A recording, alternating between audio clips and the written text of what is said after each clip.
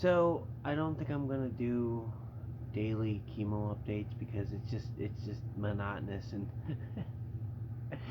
now that I think about it, I was too sick yesterday to make a video.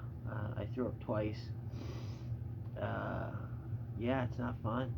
Not fun because you got to remember, alectinib, which has had major side effects for me personally, with fatigue and brain fog. And now it's it's hey, you're not tired enough. Let's have chemo. And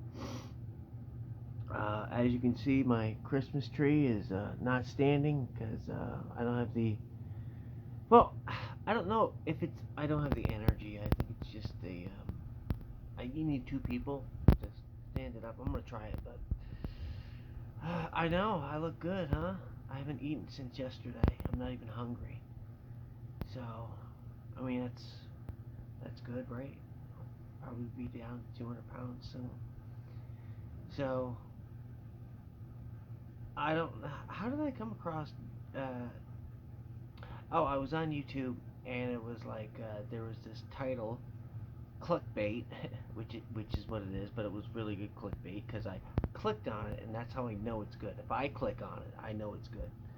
Um, it was Trent Reznor. He's from Nine Inch Nails, and he wrote "Hurt," but the line was, "This is not my song anymore," and I knew who he was talking about. He was talking about Johnny Cash because Trent Reznor wrote that about being addicted to drugs, about being hopeless. I mean, it's a suicide letter written down beautifully.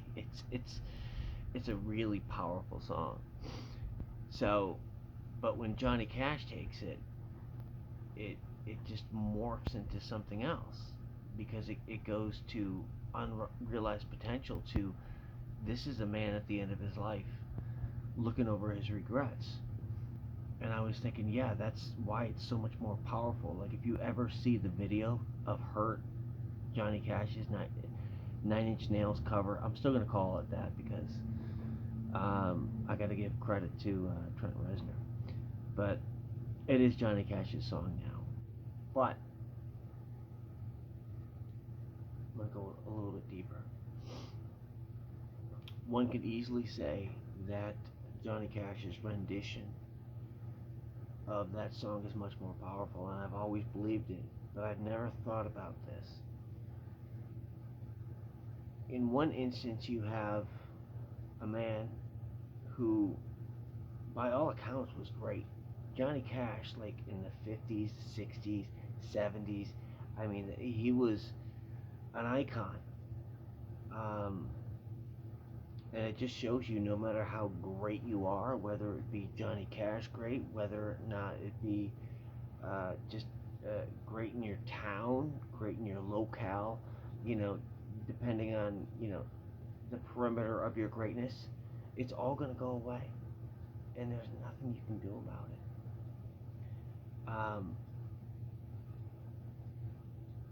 You have that.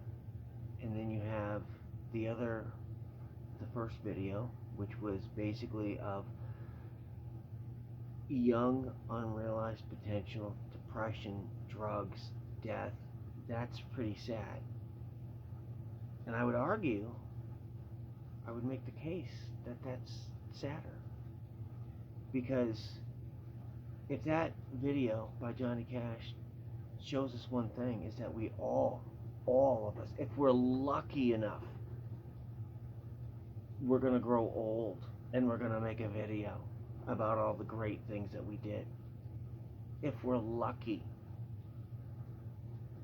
That kid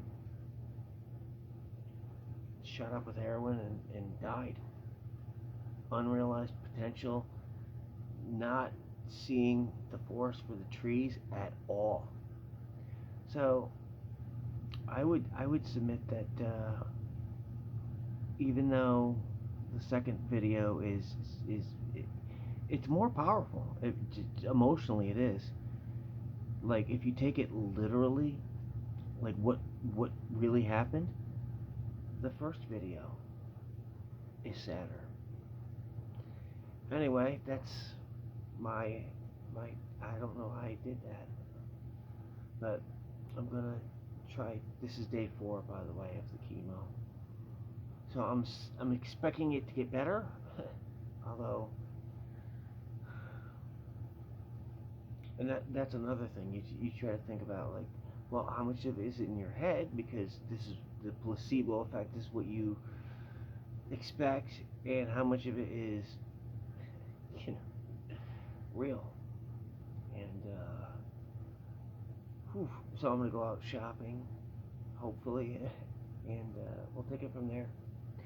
All right, I'm out like a fat kid playing dodgeball. Is that? Can I say that now? Am I fat? Don't get me started on this woke stuff. Oh my goodness. Suffice to say, we've gone from sticks and stones may break my bones, but names will never hurt me, because it's always been about your independent self. It's like, yeah, someone can call you names, so what? Screw them. To now, it's words of violence, and it's misinformation, and we need to censor people. It's not good.